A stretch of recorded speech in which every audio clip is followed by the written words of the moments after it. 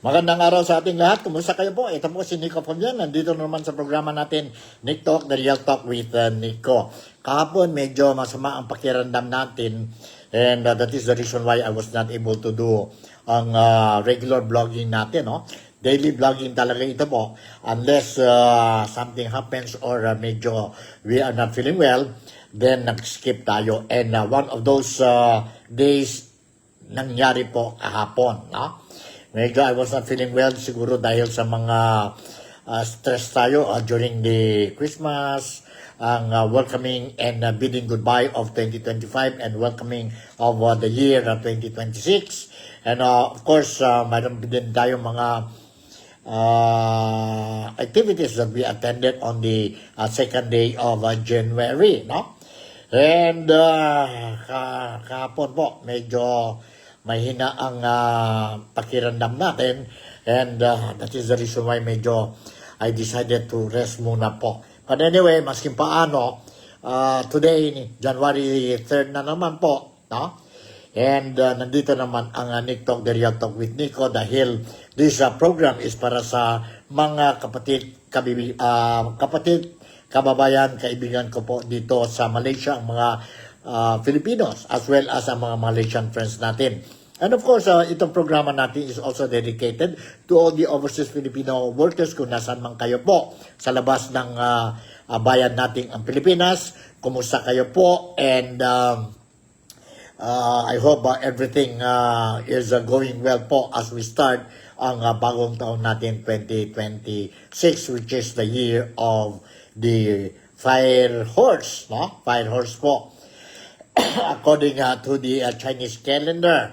And of course, itong programa natin po is para sa mga kapatid, kababayan, kaibigan natin po dyan po sa Pilipinas. Ibig sabihin, para sa ating lahat ito po, na? Itong programa na po. So, once again, I would like to say welcome to each and every one of you. Okay, umpisa na tayo po. May kunting issues tayo dito po that I want to discuss with you po para ang mga kapatid, kaibigan, kababayan natin po dito sa Malaysia, as well as those who are watching itong Nick Talk, The Real Talk with Nico, you will be able to have some ideas of what is really happening dyan po sa Pilipinas. And nobody can deny that ang issue dyan po sa Pilipinas flood control projects, ang issue po ang Cabral Files, at saka ang issue po, no? Ang issue tungkol sa Christmas bonus. Christmas bonus po. Totoo ba yun na natanggap ang mga congressmen Christmas bonus po? Or ibig sabihin, some people, they don't call it a Christmas bonus. Some congressmen, they say it's not Christmas bonus, but it is sabihin natin, monthly allocation for maintenance and other operating expenses nila po. Which normally, it is being given to all the congressmen, 318 yata tayo mayroon, no? Nationwide congressmen, that means regular congressmen and those congressmen representing ang mga party list nila po. 318 yon po, no? So, every time may break ang kongreso, kagaya sa Undas, kagaya sa Christmas, and other breaks mayroon tayo po. Now, they normally receive itong bonuses. So, previously, we were made to understand as much as 1.5 million pesos po each congressman received. When I say each po, ibig sabihin po, hindi lahat po, no? Selective lang ito po, according to some congressmen. And later on, I will share with you po an interview with one of the congressmen na who really explained po anong ibig sabihin itong MOOE or itong so-called Christmas bonus. Some congressmen, kagaya ni Congressman Puno, kagaya ni Congressman Jose Alvarez, no? They admitted na mayroon itong bonuses that they are receiving, but they don't consider it as a Christmas bonus, but as MOOE, no? While others, no, kagaya ni Congresswoman Micaela Swansing, sabi niya po, there is no such thing.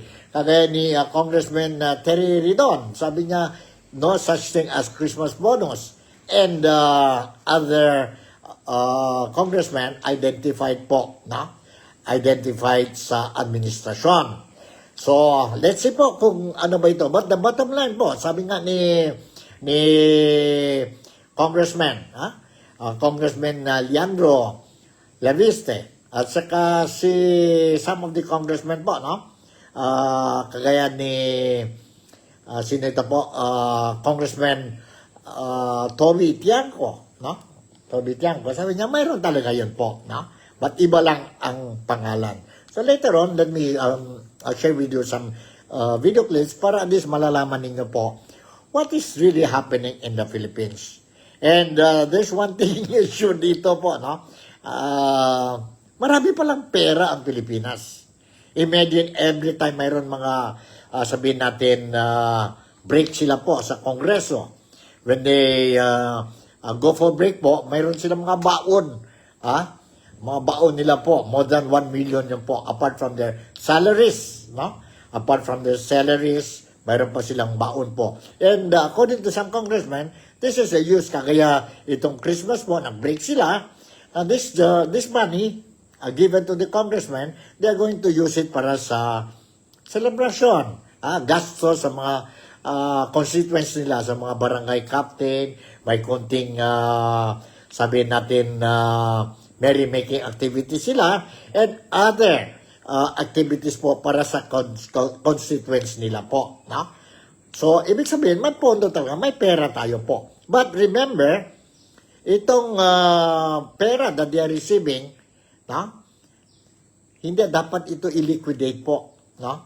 They only have to verify or justify po, no? Or sabihin natin, acknowledge that they receive this pondo. Kung paano, how you use it, whether you use it for your constituents, or you use it para sa mga staff ninyo po, or you use it for your own personal goods, for your own personal intentions, depende na yun po sa congressman.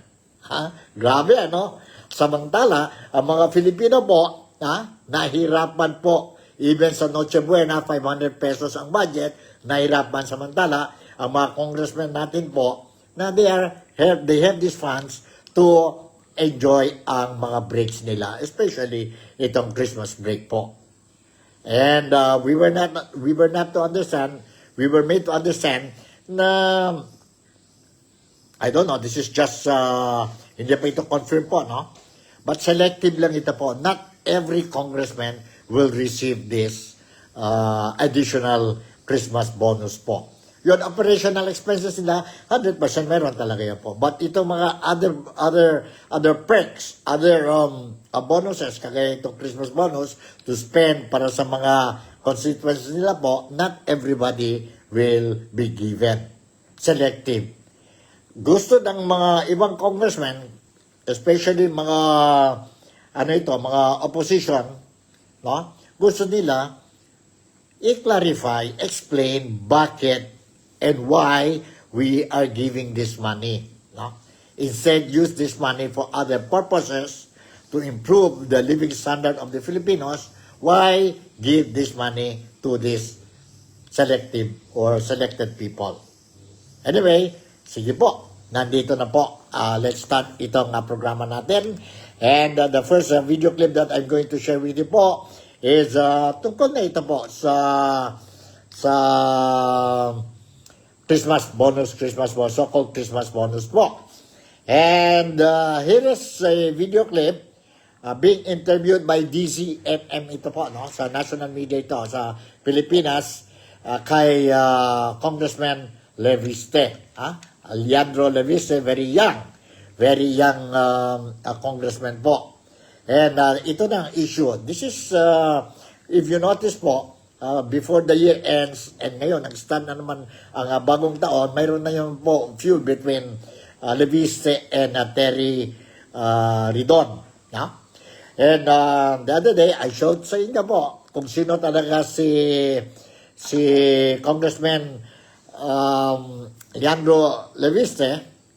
And a little background na po tungkol kay Terry or Congressman Terry Ridon. Ito si Congressman Terry Ridon is the representative of the party list which we call Bicol Soro Party List po. No? Bicol Soro Party List. He is also chairing the Public Accounts Committee dyan po sa Kongreso ngayon po. And based on the previous appointments na po, during the time of former President Rodrigo Roa Duterte po, no, si President Rodrigo Duterte, when he became the President of the Philippines, sa early days po, during the 2026 po, I think if I'm not mistaken, it was in August, wherein he considered appointing si Congressman Terry Ridon as the chairman of the Presidential Commission for Urban Poor. No? Urban Poor po. And he's also identified as leftician po. No? He became a congressman before po representing the Kabataan Party List. No? Identified talaga siya po doon sa Communist Party po. No?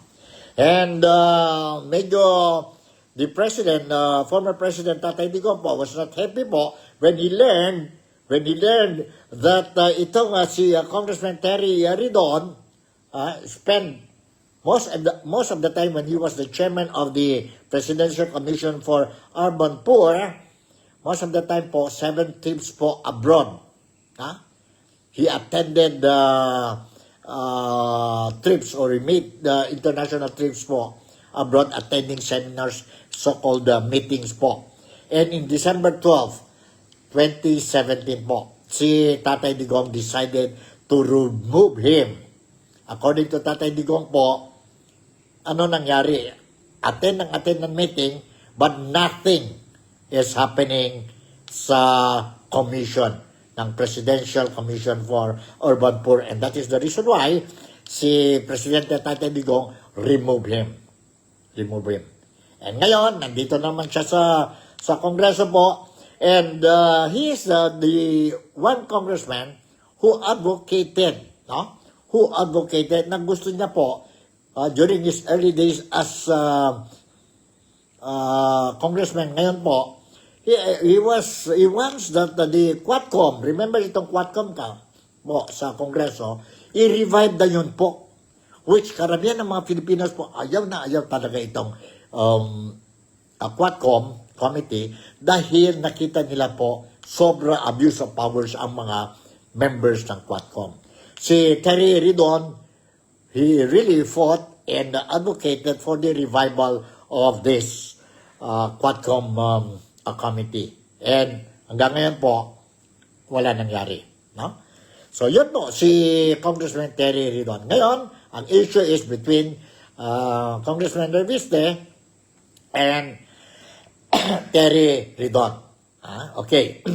Nandito po ang video clip. Yun na po ang little background of Congressman Terry Ridon.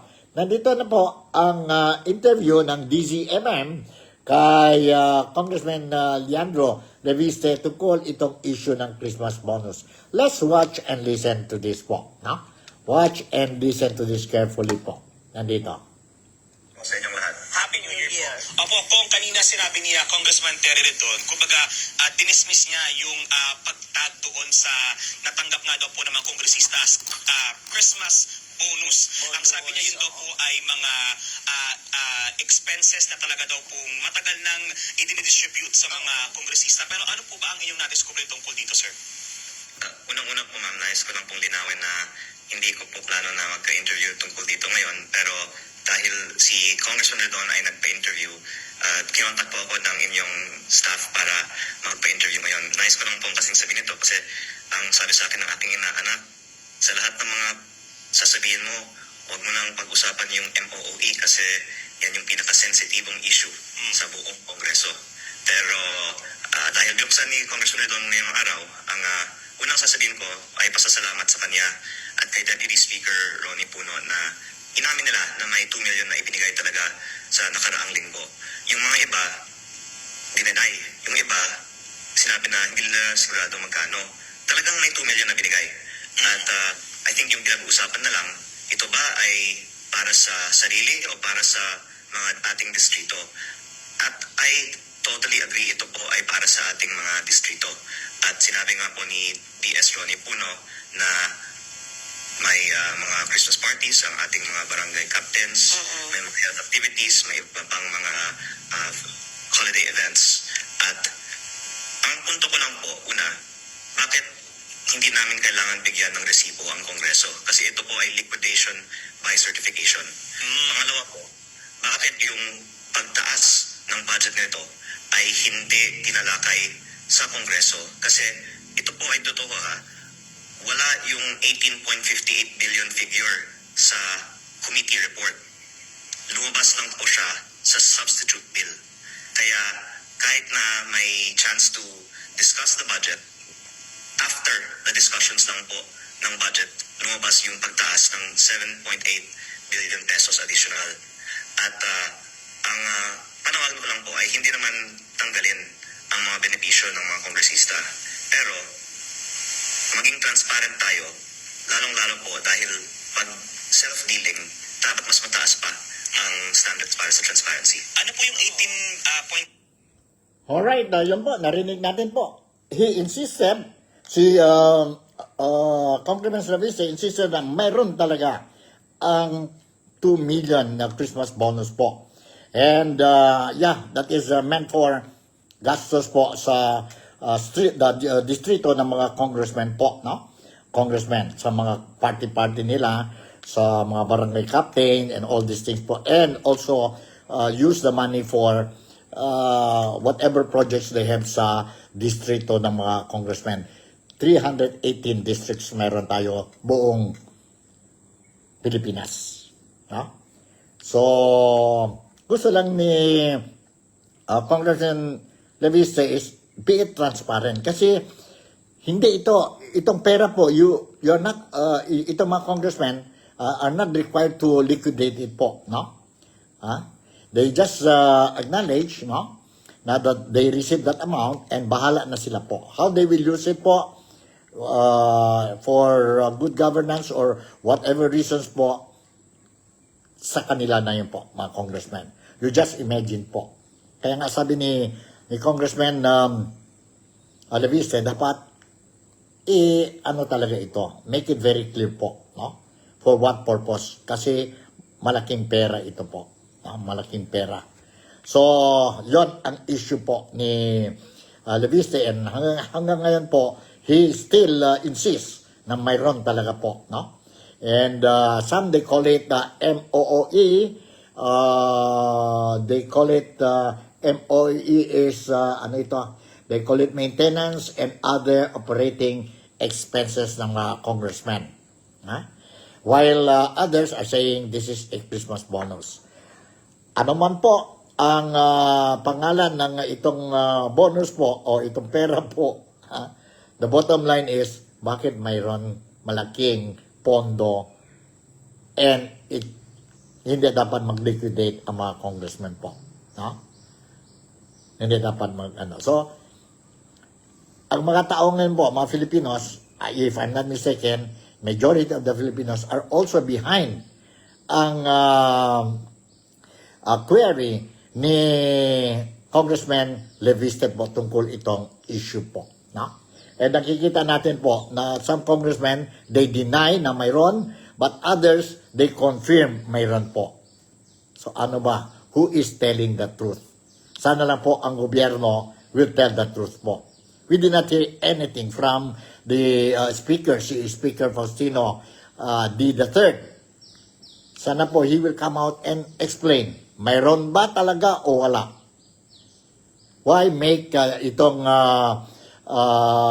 issue po blurred sa mga taxpayers po, sa mga Filipinos po? We deserve explanation. We deserve clarification. No? Because itong pera po, this is not the money of a certain politician. This is taxpayers' money po. No? Taxpayers' money. Galing ito po sa atin, no? Sa ating sweat, no? And if they are using it para mag-party-party or ano po, or para sa sariling sa sarili nila po, I think it is a very unfair, no? Para sa mga taxpayers. Para sa mga taxpayers. So that is the issue. But anyway, mayroon pa tayo dito mga video clips na si Congressman Toby Tiangco, no? When he was interviewed, no? When he was interviewed by Staricon. And he explained po ang itong so-called MOOE or Christmas bonus po. Based on his experience, personal experience po. Now, let's watch and listen to this po. Huwag na tayo magtagal. I think it's only but proper para sa mga viewers natin dito po sa Nick Talk, The Real Talk with Nico po. So you will know what exactly is happening dyan po sa Pilipinas. Whatever you think, mga opinion ninyo po, kayo na yung bahala po. I'm here just to share with you what I know, what I heard, what I saw, regarding itong issue. Let's watch and listen to this. Ito na siniwalat ni Congressman Lebiste at ang sabi niya, by implication kasi lahat daw ng congressman nakatanggap. Number one, tama ba may Christmas bonus? Of course, you're a congressman. Tama ba may Christmas bonus? Number two, 2 million ba yan? Number three, lahat pa meron. Simulan natin doon sa MOOE, no? Para maliwanag. Yes, sir. Okay, iba yan ang pinagsimulan niyan yung MOOE, di ba? So, ang sinasabi, aside from our salary, meron kaming natatanggap na MOOE every month, di ba? Okay, totoo may natatanggap kami MOOE every month, pero nagsimula yan ever since the time na naging congressman ako. If you look at your Viber, pinakita ko yung payslip ko, kasi first term ko bilang congressman was in 2010, no? So, syempre, unang sahod ko yun, pinicturean ko kasi parang remembrance, di ba? My first salary as congressman. May naman doon, talagang may MOE doon, may representation, may district office. So, totoo yun. Aside from our salary, meron kami MOE monthly, no? Hindi bago yan. This is not new. This is not a new invention. Simula, yung ako'y naging congressman in 2010, meron na yan. So it has, sa lahat ng administrasyon, so yung 2010 was the administration of former President Pinoy. Congressman ako nung panahon ni President Duterte, meron pa rin yan. Congressman ako ngayon, meron pa din. So it's not a new invention. And para pakita wala akong pinatago, pinakita ko, sinendo pa kay Ami yung breakdown na andon. Yung breakdown ng 2010. Okay? So, hanggang ngayon, meron yung MOE monthly. Okay? So, number one. Number two, yung Christmas bonus, hindi ko alam kung tinatawag ng Christmas bonus yan. Pero again, ever since naging congressman ako, every time mag-break, merong yan. Hindi bonus ang tawag hindi ko alam kung anong tawag nila doon But every time mag-break, so ibig sabihin, ang grade namin is yung papuntang undas, di ba? Yung first grade namin, kung magsimula tayo ng SONA, so mag-resume kami SONA. Yes, sir. Hindi, SONA. Tapos, bago mag-undas, dapat tapos na kami sa budget. So, may grade kami doon. Meron yan. Okay? Pagtapos namin mag-grade, mag-grade ulit kami pang Christmas. Meron yan. Undas. Hindi, yun yung first yung undas Yung first yung undas, di ba? Yeah. Yun yung first yung undas. Yun yata yung sinasabi na nasabay doon sa budget. Yung second grade namin is Christmas grade, di ba? Yeah. So, meron ulit yan. Pagdating ng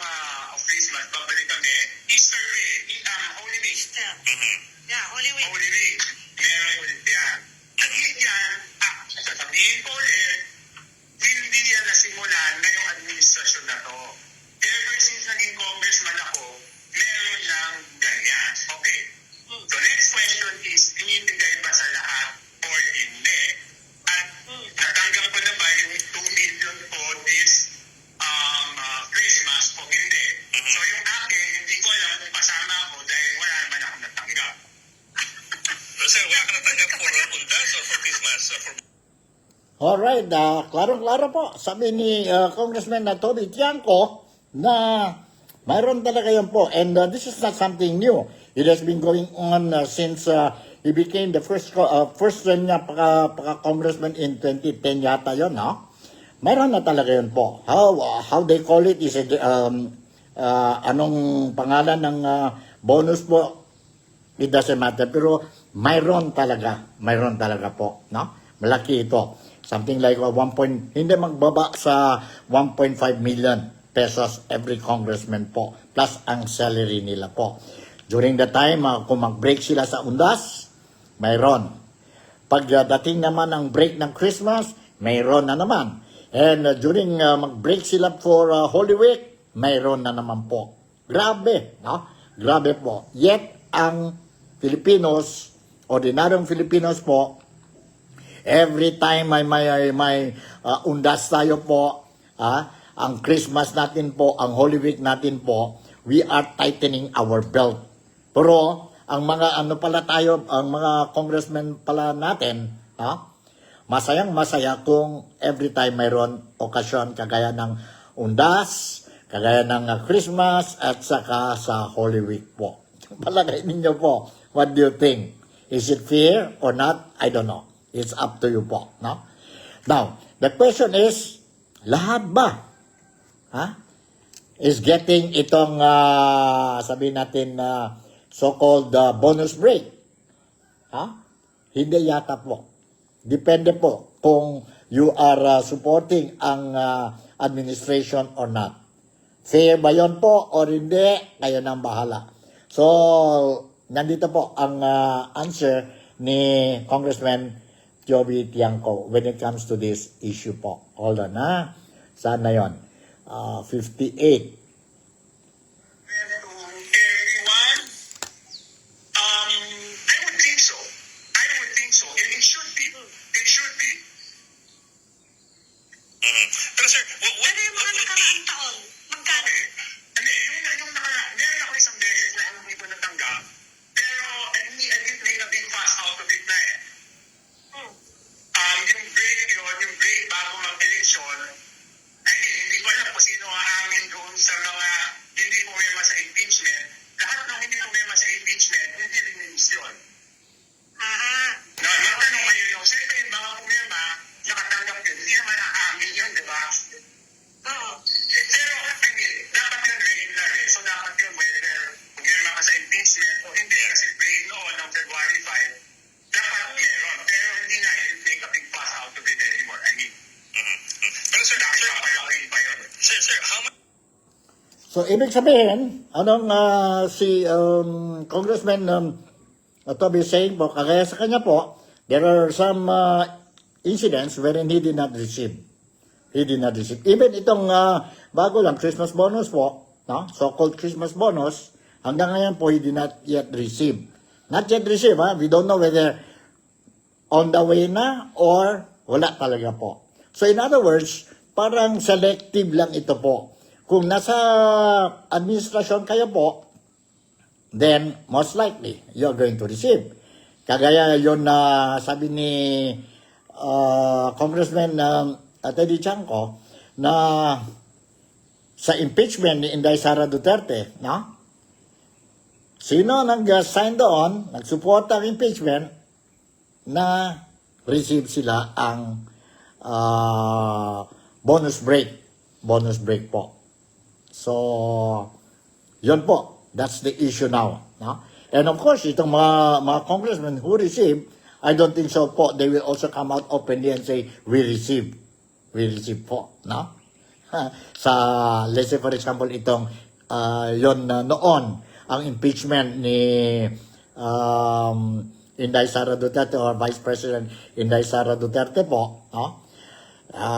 If you go against it, wala ka, no? And if you go for it, then mayroon ka po. Kagaya din yan po si House Speaker Faustino D. III, no? Who mayroon din mo po mga usapan-usapan na po, no? Na if you will not say yes to the appointment, no? election of the new speaker from Martin Romualdez to Speaker D, na you will be marked already po.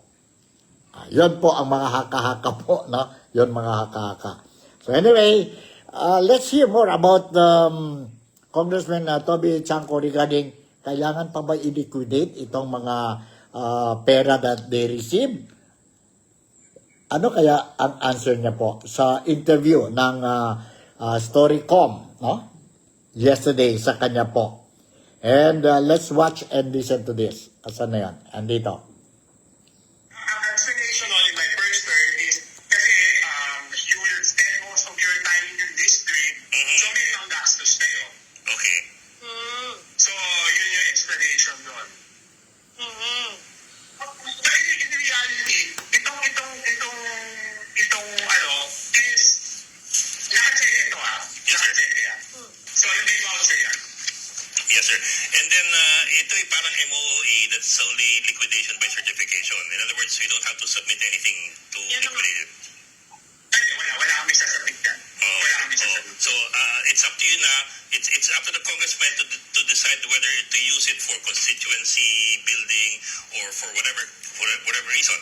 For whatever You know, to be honest, dumadaan lang naman yan di ba? Parang passing fee lang kasi pag daan yun, nasa stock na namin yan para gastusin pang bigay sa mga constituent, di ba? Tapos yung certification, kanino, may sinasubmit ba yun anywhere? Wala. Basta voucher lang pipirmahan namin dyan. Alright, klarong-klaro po, no? They only have to sign the voucher that they receive. This a check, and how you will use it po, bahala na sa kanila. Bahala na sa kanila po. They don't have to liquidate it, make a report to the COA, Commission on Audit, kung how you use ang pera that you receive. Klarong-klaro yan po. So is it fair or not? Kayong bahala po. So yun ang issue ng, sabihin natin na MOOE, or some people, they call it, kagaya ni Congressman Leandro Leviste, Christmas bonus or bonus break. Bonus break. And iba-iba ang mga reaction ng mga congressmen dyan po. Depende kung nasaan kayo po nakaupo. Sa administrasyon ba or sa kabila. Yun po, that is the issue. And dahil dyan po, mas lalo na po nagalit ang mga taxpayers or mga Filipinos po. Mga ordinaryong Filipinos kagaya sa atin po. Overseas Filipino workers po who took the risk to work abroad. And whether we like it or not po, whether they like it or not po, ang mga overseas Filipino workers in many ways, especially in the economy of the country, we are helping ang Pilipinas po sa remittances that we regularly remit sa Pilipinas po. Yun po. Unfortunately po, ang pera goes to the wrong people. Instead of improving ang public facilities, infrastructures natin po, public facilities natin, improve the lives of the Filipinos po, mas lalo na po na decline. Masakit man po, but that's the truth. Okay? Yan po ang issue natin ngayon. The other issue po, before I will end itong programa natin, I just wanted to share with you po, itong issue na naman po tungkol sa Cabral Files. Cabral Files po, na ano ba talaga ito? Cabral Files. Nandito po ang interview sa kanya po, si Congressman Leviste po, when it comes to this issue. Let's watch and listen to this. Hold on po. Saan na yan?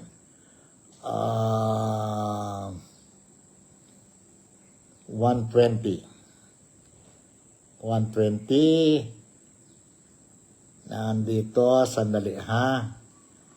Cabral Files, 120. Let's watch and listen to this.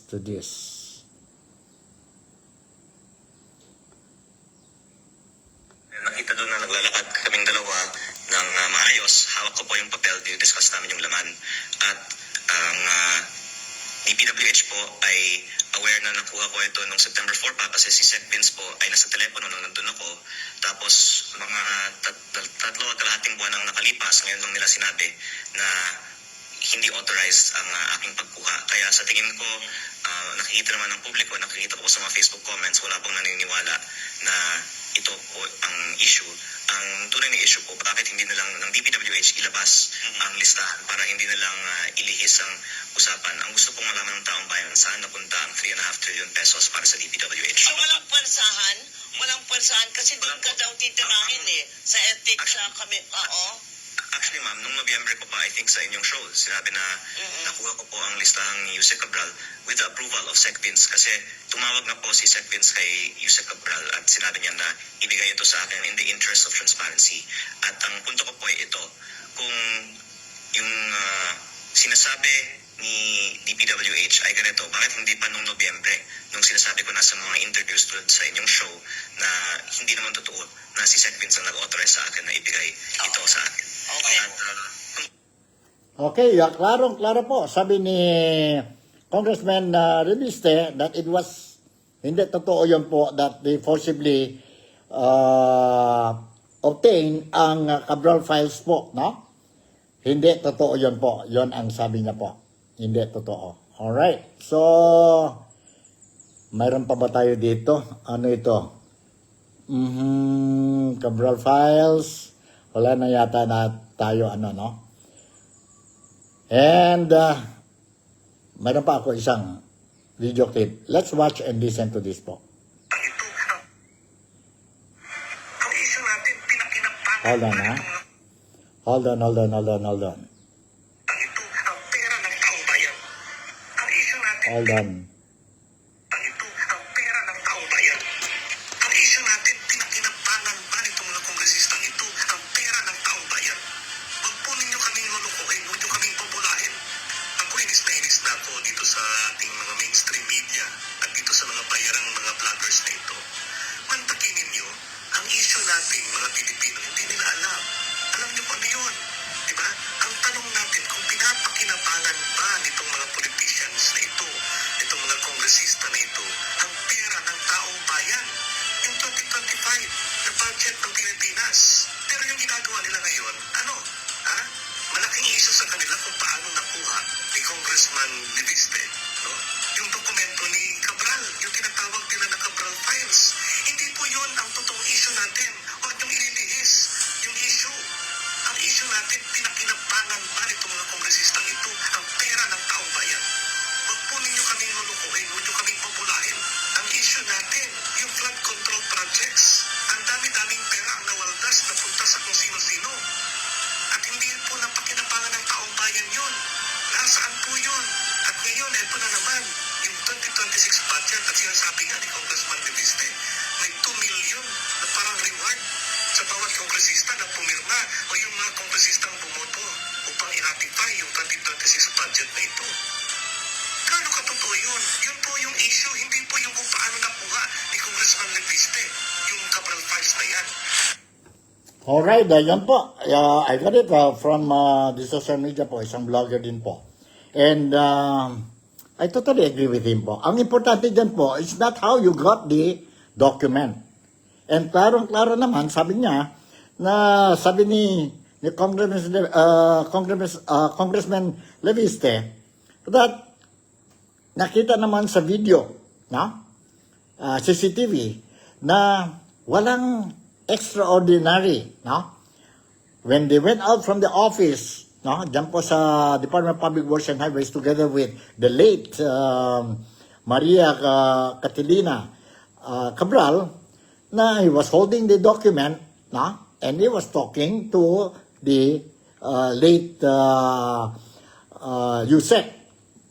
So, walang problema. But the point is, sabi ng mga tao ngayon po, dapat imbestigahan ang content ng document. Yun mas importante po. No? Yun mas importante. Para malalaman na kung ano talaga ang content ng dokumento. Because, accordingly, sa mga reports, na nandyan po ang mga pangalan ng mga tao involved sa flood control projects. Yan ang importante po. Palagay ninyo, what do you think? Tama ba? So anyway, sige lang po. I will continue to monitor ang sitwasyon dyan po sa Pilipinas, especially itong mga issue natin na tungkol sa flood control projects, ang 2025 national budget natin po, at saka ang, of course, ang schedule on Monday po, mag-sign na po si Presidente Ferdinand Bongbong Marcos Jr. ang GAAP, no? Ang bill po, and make it a law ang 2026 national budget natin po. Let's see whether the President, kasi sabi niya po, spend most of the, wala siyang break sa Christmas dahil he will be studying and scrutinizing pages to pages po ang 2026 national budget. Let's see po whether he will, he will veto some items or not po. Or not po. Especially yung mga unprogrammed items dyan po sa 2026 budget, which mga lawmakers natin po, some of the lawmakers are questioning po. Let's see what will happen sa Monday. So date natin yun po sa Monday po ang mga developments sa presidente natin po tungkol sa 2026 national budget. In the meantime, enjoy na lang tayo po ang weekend natin. Today is Saturday, tomorrow is Sunday. Sa mga Roman Catholic, mga Kristiyano po, don't forget our religious obligations po tomorrow. So with this, siguro hanggang dito na lang po si Nico Fabian. Once again, I would like to say thank you very much for making me a part of your day today. Malaysia, Sabah, the Philippines, God bless us all. Ingat tayong lahat po, and let's pray that this year will be a prosperous, problem-free year for all the Filipinos, and of course, for our country, which we call our beloved Philippines. Bye, and I'll see you in my next episode. I love you.